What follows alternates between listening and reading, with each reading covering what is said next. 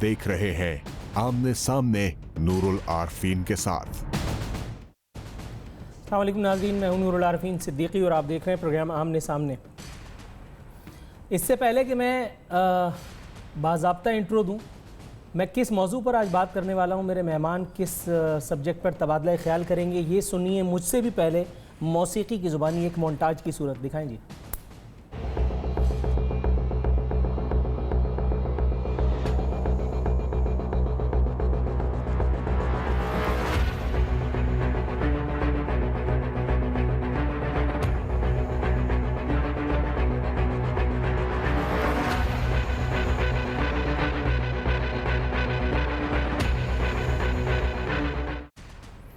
ये वो सेंसेशन थी जो इस वक्त बैकग्राउंड स्कोर में आपको सुनाई दे रही थी।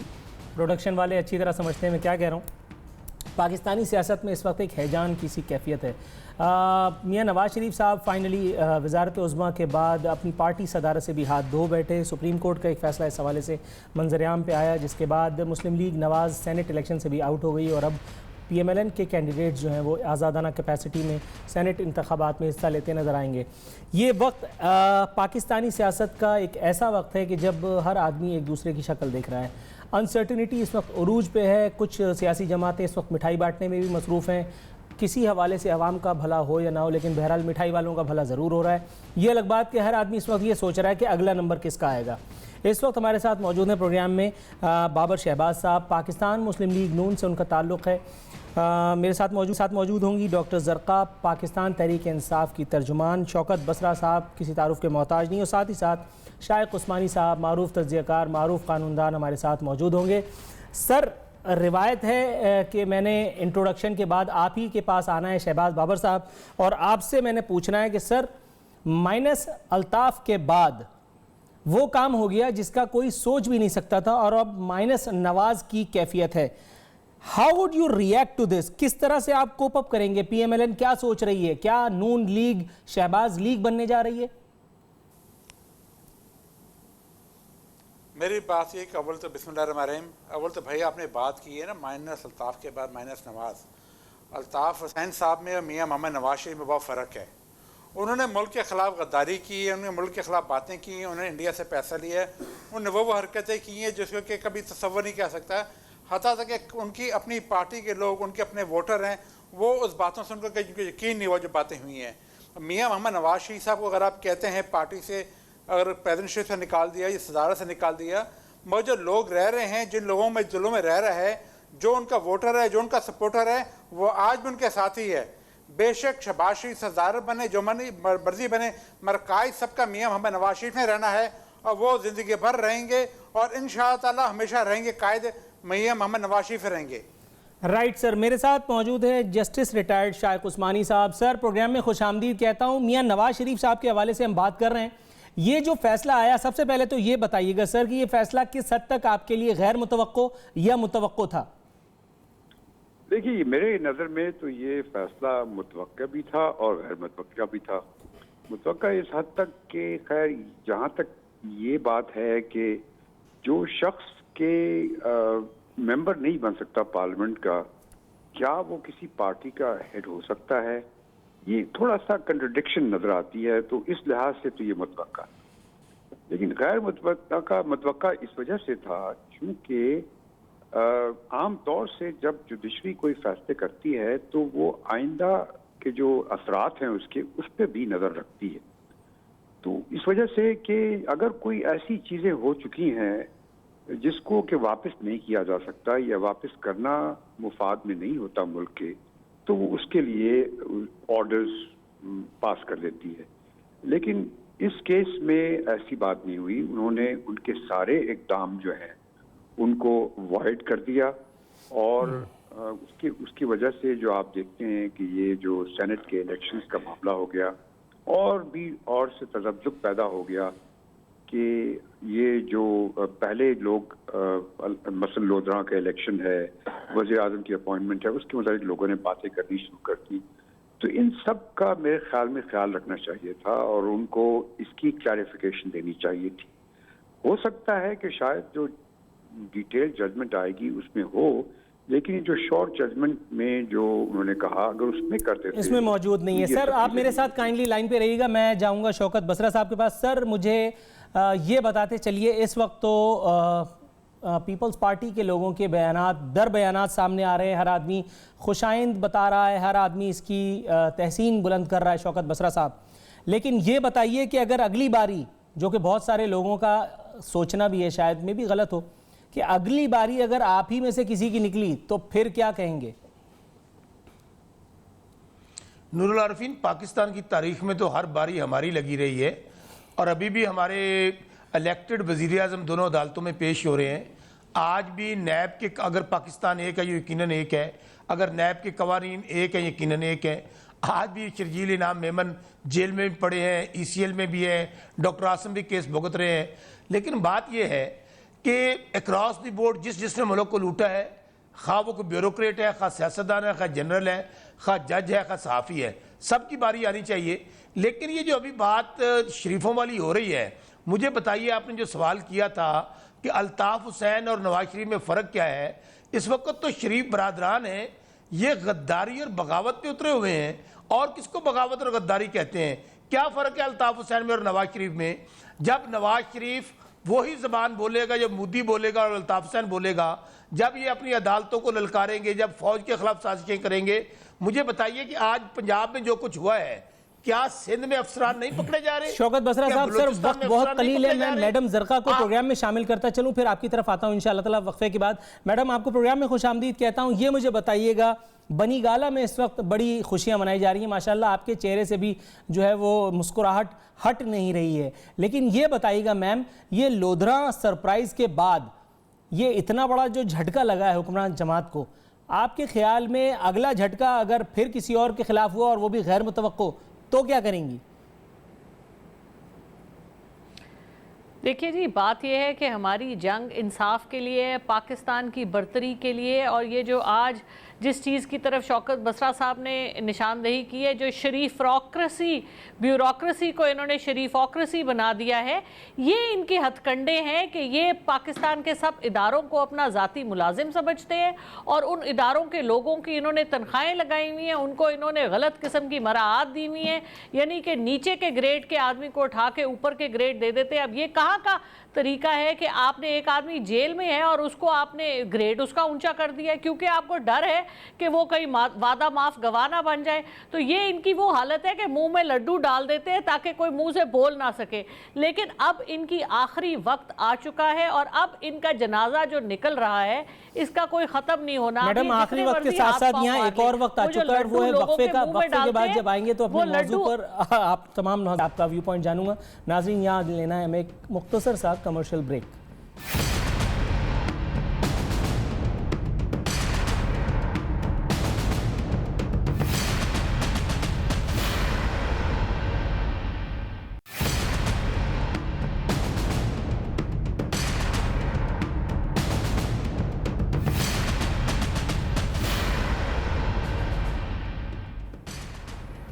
वेलकम बैक नाजरीन। बदस्तूर हमारे मेहमान हमारे साथ मौजूद हैं। शाइक उस्मानी साहब, सर ये मुझे बताइएगा, नवाज शरीफ साहब के ख़िलाफ़ जो फ़ैसला सुप्रीम कोर्ट से आया, उसके बाद जिस तरह, उसके बावजूद भी, उसके बाद भी जिस तरह की लैंग्वेज यूज़ की जा रही है, एक बयान मेरे सामने मौजूद है जावेद हाशमी साहब का।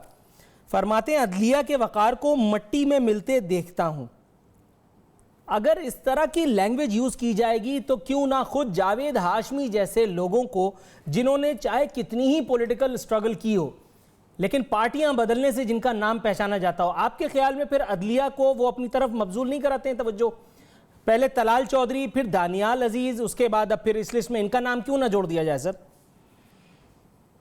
देखिए, बात यह है कि जहाँ तक कि कंटेम्प्ट ऑफ कोर्ट होती है उसकी एक लिमिट होती है। आप ज़्यादा से ज़्यादा एज ए जज आप उसको सामने बुला लें और उसको आप कहें कि जी आपने कंटेम्प्ट ऑफ कोर्ट की, उसको अब उसके पास दो ऑप्शंस होते हैं, या तो माफ़ी मांगे, लेकिन आप सुना कि कोर्ट ने माफ़ी देना बंद कर दी है। माफ़ी अगर नहीं देंगे तो सज़ा दे देंगे, लेकिन सज़ा देने से पहले वो आदमी वो पता नहीं क्या क्या कह जाएगा कोर्ट के अंदर। तो कंटेम्प्ट ऑफ कोर्ट में आम तौर से जजेस जो हैं बड़े केयरफुल होते हैं। हर एक को इशू नहीं करते कंटेम्प्ट ऑफ कोर्ट नोटिस। तो मेरे ख्याल में तो जुडिशरी को contempt of court notice political matters में तो अवॉइड करना चाहिए, क्योंकि इससे रिएक्शन जो होगा उससे नुकसान होगा, फायदा नहीं होगा। और लेकिन ये बात अपनी जगह पर है कि चूंकि अब एक किस्म की कॉन्फ्रंटेशन हो गई है, फैसले जुडिशरी कर रही है और जो सियासतदान हैं उसको पसंद नहीं कर रहे हैं, और अब उनके पास तो वो जिसे कहते हैं ना जो बैक टू द वॉल, तो आप जो मर्जी कहते फिरें, क्या कर लेगा कोई। तो अब ये वो सिचुएशन आ गई है यहाँ पर।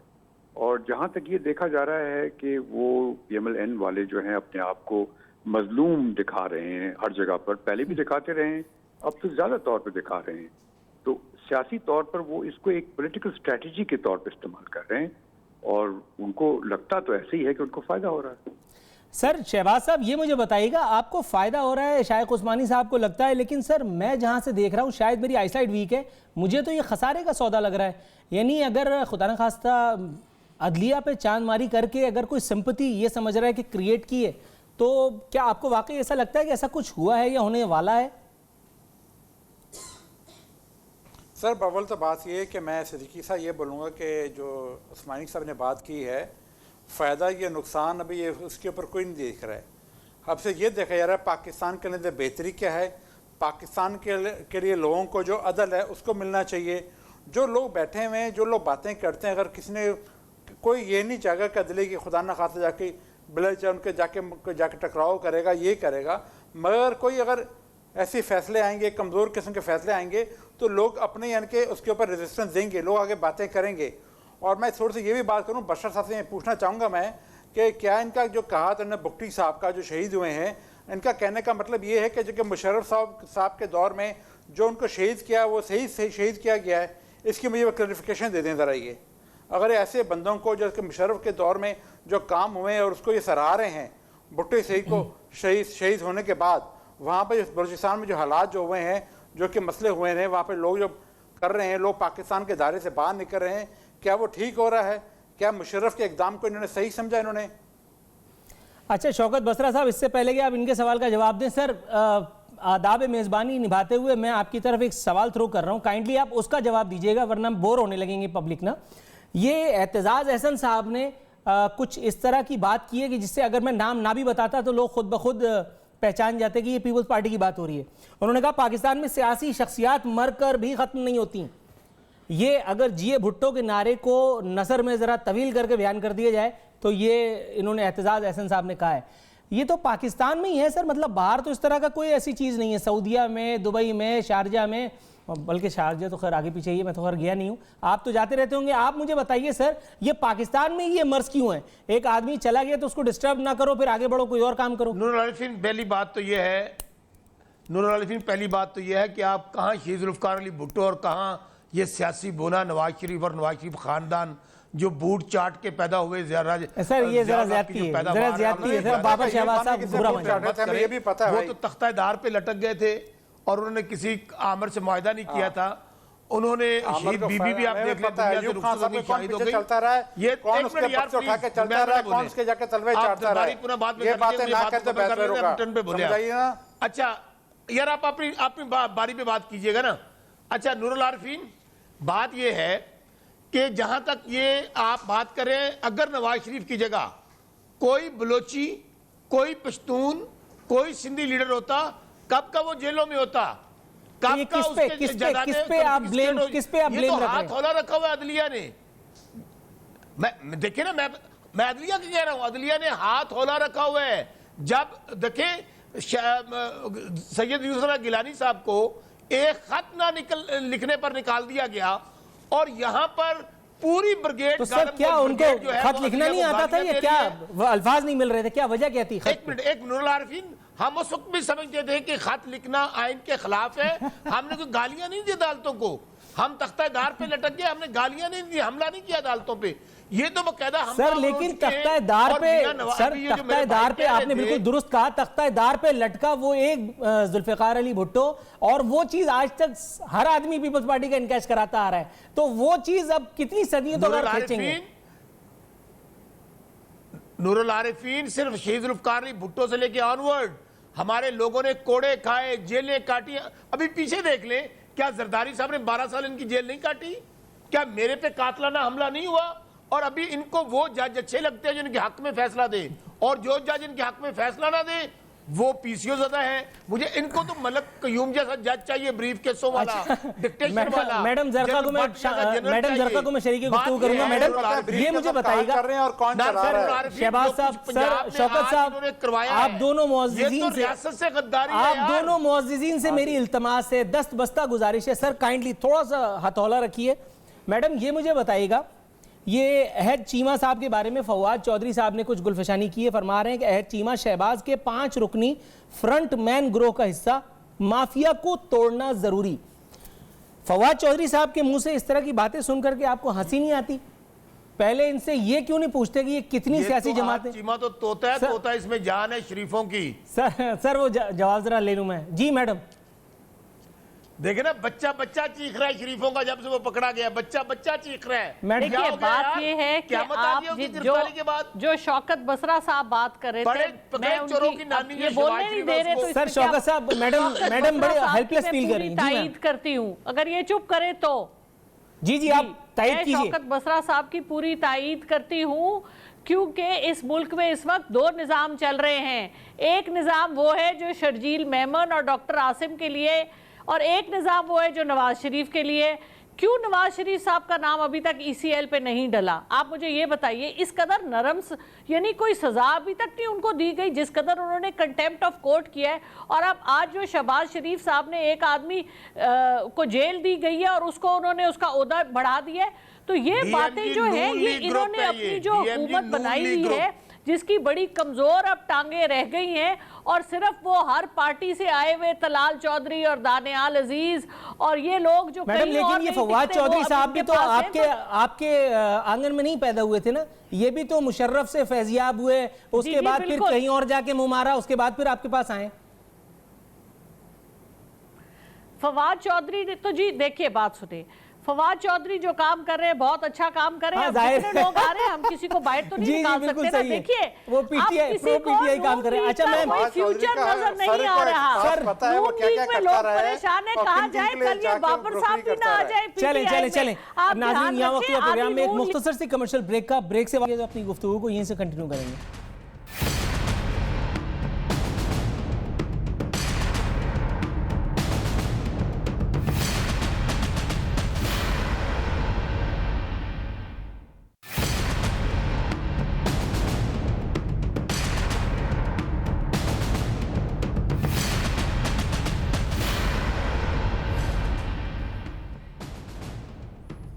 वेलकम बैक नाजरीन, प्रोग्राम के अख्तामी मरहले में दाखिल हो चुके हैं।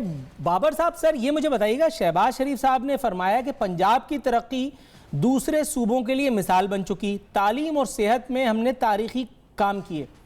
सर सेहत के मैदान में आपने अमेरिका, इंडिया, फलाना ढिमकाना सबको पीछे छोड़ दिया, इसीलिए अपना इलाज कराने के लिए, नज़ला जुकाम खांसी की दवा लेने के लिए बाहर जाते हैं। अव्वल तो ये कि बड़ी मेहरबानी है, आपने बड़ा प्यारा सवाल किया है। मैं ये कहूँगा कि पंजाब के अंदर देखा जाए जो तरक्की के जो काम हुए हैं, जो सारा का सारा देखे जाए, हेल्थ सेक्टर हो, एजुकेशन हो, एनर्जी सेक्टर हो, इंफ्रास्ट्रक्चर सेक्टर हो, जो सारे के सारे हैं, आप अपने पूरे बाकी तमाम सूबों के साथ देखें उसको आप, जो कि कराची में हो जाए, कराची जो कि पाकिस्तान का सबसे बड़ा जो शहर है, उसके अंदर जो हालात हैं, जो कूड़ा करकट का ढेर लगा हुआ है, उसके बनस्बत लाहौर को देखें जिसमें सफाई भी है, सुथराई भी है, ग्रीनरी भी है, हर चीज़ है। और पंजाब में मियां शहबाज शरीफ साहब कराची में आशियाना स्कीम के हवाले से कोई खबर तो नहीं आई? जो है खात्मा जो हो रहा है पाकिस्तान में, लोड शेडिंग है, खात्मा जो हो रहा है, इसका सबसे बड़ा सेहरा मियां शहबाज शरीफ के ऊपर जाता है। क्या आप सोच सकते हैं कि आज यहाँ पे 5 घंटे लाइट शहबाज शरीफ साहब बिजली खरीद के लाए थे? ये तो नवाज शरीफ साहब का कल के प्रोग्राम में, कल एक रिकॉर्डेड इंटरव्यू मैंने किया था आबिद शेर अली साहब से, तो वो कह रहे थे मियां नवाज शरीफ लगे हैं, विद इन टाइम लगे हैं। आप ये देखें टाइम के अंदर लगे हैं, खरीद के कोई लाया था, पहले किसी को मना किया मतलब लाके प्रोजेक्ट लगाने के लिए, पहले सब जाते अपनी बातें कर रहे थे, आके प्रोजेक्ट लगे, प्रोजेक्ट प्रोड्यूस कर रहे हैं और मुल्क को कौम के तो बिजली आ गई है। नहीं वो बात तो आपने ठीक फरमाई, लेकिन लाया कौन था, शहबाज शरीफ साहब, नवाज शरीफ साहब? क्योंकि मुझे कल आबिद शेर अली साहब ने बताया कि नवाज शरीफ साहब लाए थे, आपको किसी ने बहका दिया शायद। भाई नवाज शरीफ साहब है वो, भाई नवाज शरीफ साहब है, उनके वो पॉलिसी मेकर हैं, वो देते हैं। इम्प्लीमेंटेशन जो भी है शहबाज शरीफ साहब ने की है। पंजाब में जितने भी कोल पावर प्लांट लगा हो या ऑयल गैस पे लगे हो या ऑयल पे लगे हो, जो भी उनकी इम्प्लीमेंटेशन के अंदर शहबाज शरीफ साहब का बहुत बड़ा हाथ है। Right sir. अच्छा, एक और हाथ अब मेरा देखिए अगले सवाल में क्या है। बसरा साहब आप बड़ा एंजॉय कर रहे हैं सर, अब एक एंजॉय कीजिएगा इस सवाल को। ये निसार खोड़ो साहब फरमाते हैं सुप्रीम कोर्ट का नवाज शरीफ को नाअहल करार देने का फैसला अधूरा। सर बच्चे की जान लेंगे, मतलब क्या देश निकाला देना है? हो गया ना अब? क्या चाह क्या रहे हैं आप लोग, निकाल करके बाहर लिख दिया जाए? ये बात नूरुल आरफीन मैंने कही थी, आप उस बात पे आ गए। अधूरा इसलिए आप सिविल जज की अदालत में भी अगर जाली डॉक्यूमेंट देते हैं ना, तो वहां पे आपके खिलाफ फ्रॉड और परजरी का पर्चा दर्ज होता है। सुप्रीम कोर्ट के अंदर जाली डॉक्यूमेंट्स पेश किए गए और होल्ड कर लिया, वहां पर इनको कोई सजा नहीं हुई। अच्छा, फिर आप मॉनिटरिंग जज मौजूद हैं, क्यों इनका नाम ईसीएल पे नहीं डाला जा रहा? क्यों नहीं इनके अकाउंट्स फ्रीज हो रहे? अच्छा, अब दूसरी बात, अभी मुझे हंसी आ रही थी अपने भाई शहबाज पे। वो जिस शख्स की अपनी सेहत ठीक नहीं है, वो सूबे की सेहत क्या ठीक करेगा? आज अंदाजा करें, एक ब्यूरोक्रेट पकड़ा गया है आहद चीमा, और उसको जेल में पड़ा और उसको तरक्की दे दी है। गुड गवर्नेंस के मुंह पे कितना बड़ा जोरदार तमाचा है। बिल्कुल दुरुस्त कह रहे हैं आप सर, मैं आपकी इस बात की तायद करूंगा। रिजवान ख्वाजा का नाम याद है सर? मैट्रिक पास आदमी था, ओजीडीसीएल का एमडी लगाया था पीपल्स पार्टी ने, वो दुरुस्त था, ये गलत है? सुनिए, अच्छा पहली बात अगर लगाया था तो उसका रिकॉर्ड जरूर रखिएगा सामने। पहले मैं तो बात कर लेने दें। डीएमजी नून ग्रुप जो है इस वक्त चीखों पुकार में मसरूफ है। आप एक उसको तोते को पकड़ा है, फवाद ने भी पकड़े जाने। जितनी लूट मार है इनका तरीका वारदात ये है। अच्छा, मुझे तक समझ नहीं आई भाई, रियासत के अंदर रियासत कायम कर दी आज अफसरान ने, क्यों नहीं उनके खिलाफ मुकदमा दर्ज हुए? शहबाज शरीफ और राना सनाउल्लाह खुद उनको उकसा रहे हैं बगावत पे। उसकी वजह क्योंकि उनको पता है कि अब ये जब तोते पकड़े जाएंगे, जितनी गुड गवर्नेंस के नाम पे लूट मार की है, ये अभी कोल प्रोजेक्ट की बात कर रहे थे, साई वाले प्रोजेक्ट की बात कर रहे थे, ये आहद चीमा इतना ब्लू आइड बॉय था कि हर प्रोजेक्ट के अंदर ये ऑफिसर था। आशियाना हाउसिंग स्कीम, जिसको हम अफसाना हाउसिंग स्कीम कहते हैं, जिसमें ख्वाजा साद रफीक और साहब ने लूटा, उसमें ये था। सस्ते तंदूरों में ये था, आपके कोल प्रोजेक्ट में ये था, एलडीए जिसका रिकॉर्ड जला दिया ये था। तो अब चीखें क्यों मार रहे हैं अगर गुड गवर्नेंस है तो? ठीक है। अच्छा, मैडम जरका के पास मुझे जाने दीजिए सर, आप लोगों की इजाजत से।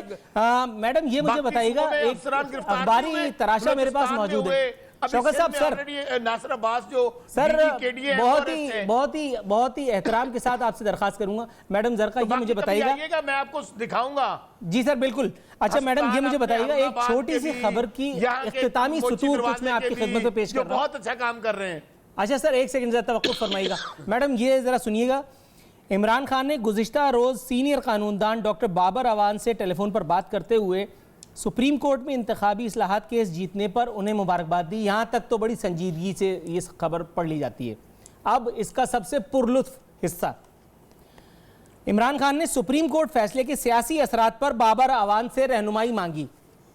To the best of my knowledge and belief, Imran Khan leader हैं, वो मुशावरत तो मांग सकते हैं, ये रहनुमाई मांग रहे हैं, मतलब वो कैसा लीडर है कि जो नीचे वालों से रहनुमाई मांग रहा है? और दूसरी बात, बाबर अवान और इमरान खान साहब की तू तकार की वीडियोस आज भी यूट्यूब पे मौजूद हैं, दोनों एक दूसरों पर लान तान करते नजर आते थे। तो ये सियासत में हर नाजायज जब जरूरत पड़ती है जायज कैसे हो जाता है, जरा ये मुझे बताइएगा। देखिए जी, जो आपने पहली बात की वो तो इस बात की दलील है कि जिसने वो खबर लिखी उसको फ़र्क नहीं पता कि लीडर को किस तरह लिखा जाता है, लीडर की बात और माहिर कानून की उनका आपस में गुफ्तो शनीद को किस तरह से लिखा जाएगा। तो ये तो सहाफ़त पे बात आ गई। और जो दूसरी बात है वो ये है कि इस मुल्क में खान साहब बारहा कह चुके हैं कि मैं फरिश्ते कहाँ से लाऊं, जो आपने इस मुल्क में कल्चर बना रखा है, जिस किस्म तो आप सारे लोटे खरीद लेंगे मार्केट से, ये क्या बात है? वही लोग हैं ना। अब बाबर अवान साहब, मेरी गुजारिश सुने, आप देखिए बात सुने। अब आप कह रहे हैं, एक तरफ आप कह रहे हैं कि डिसक्वालिफिकेशन फॉर लाइफ ना हो, एक दफ़ा लोग सुधर जाएं तो उनको आप सुधरने का मौका दे दें, आप उनको वापस क्वालिफाई कर दें। एक तरफ आप वो करें, दूसरी तरफ आप लोगों पे उंगलियां उठा रहे। तो बात ये है कि आपकी बात से भी मैं मुत्तफिक हूँ, लेकिन आप लोगों को मौका दें। अगर कोई बेहतर अपना काम कर सकता है, अगर किसी को पीपल्स पार्टी में कोई जगह नहीं मिल रही, अब आप देखिए कि जिस तरह से नजूल हुआ है पीपल्स पार्टी का, खास तौर पे पंजाब में, तो अब जो पीपल्स पार्टी के लोग थे वो कहाँ जाएं? जो कोई सीट लेना चाहते हैं, उनकी भी एक सियासी सियासी मजबूरी है। तो ये तो इस किस्म के बात चलती रहती है, लेकिन सबसे इम्पॉर्टेंट ये है कि पाकिस्तान के जो मसाइल हैं, पाकिस्तान को पहले रखा जाए, पाकिस्तानी इश्यूज़ को देखिए। ये जो ज़ाती जो अभी जो शरीफोक्रेसी ने जो पंजाब में जो एक पाखंड बना लिया है, ये क्या मजाक है।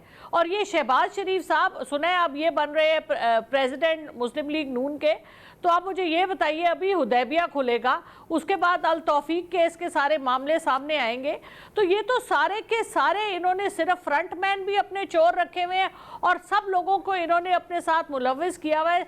आधे इनके फ्रंटमैन है, आधे इनके शरीक है गलत कामों में। तो अच्छा शहबाज बाबर साहब ये मुझे बताइएगा सर, मैडम अच्छा शहबाज बाबर साहब सर ये मुझे बताइएगा, आप मुस्कुरा रहे हैं, ये मुझे बताइएगा सर कि ये शहबाज शरीफ साहब सपोज के नए प्रेसिडेंट बन जाते हैं।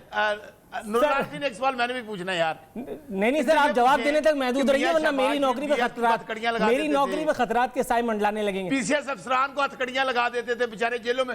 आज ये डीएमजी नून ग्रुप जो है जिससे सागर हड़तालें करा रहे हैं, उनके खिलाफ कार्रवाई क्यों नहीं कर रहे? अच्छा ठीक है, एक सवाल ये हो गया सर, ये प्रोग्राम खत्म होने के बाद इस सवाल का जवाब दे दीजिएगा, लेकिन प्रोग्राम के अंदर आपको जिस सवाल का जवाब देना है शहबाज साहब, ये मुझे बताइएगा बॉस कि ये जो अभी बात कर रहे हैं शहबाज लीग होने की, अगर ये शहबाज लीग हो भी जाती है तो क्या आपके ख्याल में जो सीनियर तरीन लीडरशिप है, जिनमें ज़ाहिर है कि बहुत सारे नाम हैं, मैं क्या एक का किसी का नाम लूँ, आपके ख्याल में कोई और मुमकिन रिवॉल्ट विद इन पार्टी दोबारा उठ खड़ा नहीं होगा? मेरे ख्याल से ये सब लोगों के खदशात हैं। जो पहले भी सबने कोशिश की है, जब मियाँ साहब का जब लास्ट टाइम हुआ था सब ने कोशिश भी की, और काफ़ी यानी कि हमारे जो भाई हैं जो कि उन्होंने भी दाएं बाएं तरीके से कोई फोर्सेस ने कोशिश भी की मुल्क हमारी पार्टी के अंदर को तोड़ने की, उसने दरार डालने की। सर किसने कोशिश की? मिशन नाकाम रहे हैं और आगे मिशन में नाकाम रह गए। ये अभी आपने कहा फोर्सेस ने कोशिश की, मतलब नहीं यहाँ पर आके भाई कुछ लोगों ने, अभी आपने फोर्सेस कहा था सर।